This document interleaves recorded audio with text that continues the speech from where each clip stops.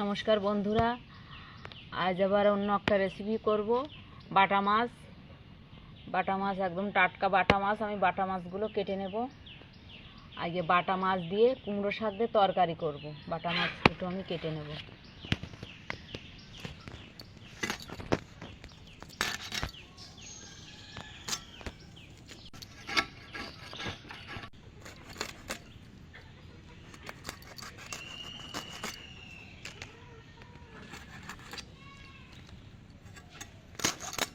মাছ ওটাও এভাবে কেটে নেব।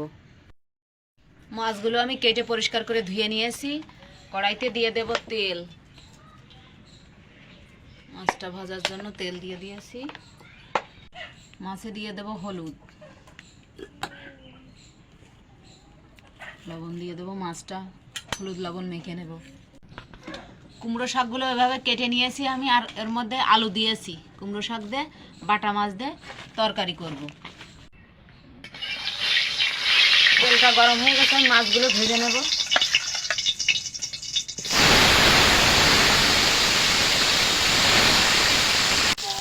আমি মাছগুলো উল্টে পাল্টে ভেজে নেব। মাছগুলো ভাজা হয়ে গেছে, তুলে নেব আমি। বাকি মাছগুলো ভেজে নেব। মাছগুলো ভাজা হয়ে গেছে, তুলে নেব সব। কড়াইতে তেল রয়েছে, আমি এই শাকগুলো দিয়ে দেবো এবারের মধ্যে। দিয়ে দেবো স্বাদ মতো লবণ, হলুদ দিয়ে দেবো। আমি এটা একটু ভেজে নেব। আমি একটু ভেজে নিয়েছি। এবার জল দিয়ে দেবো পরিমাণ মতো জল দিয়ে দিয়েছি। আমি এই কাঁচা লঙ্কা চিড়ে নিয়েছি, দিয়ে দেবো এটা। এবার ঢেকে দেবো, ঢেকে রান্না করব। তরকারিটা আমি একটু নাড়িয়ে দেব, ঢাকা দিয়ে দেব।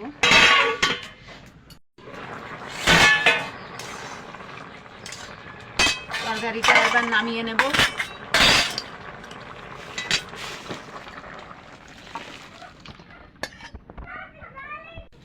কড়াইতে দিয়ে দেব তেল।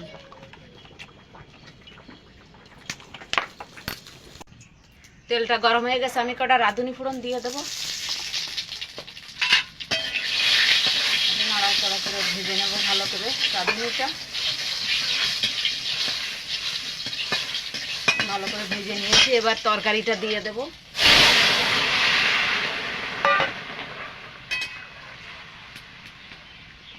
আর আমি ঢেকে দেব না। আমার তরকারিটা হয়ে গেছে, আমি নামিয়ে দেব।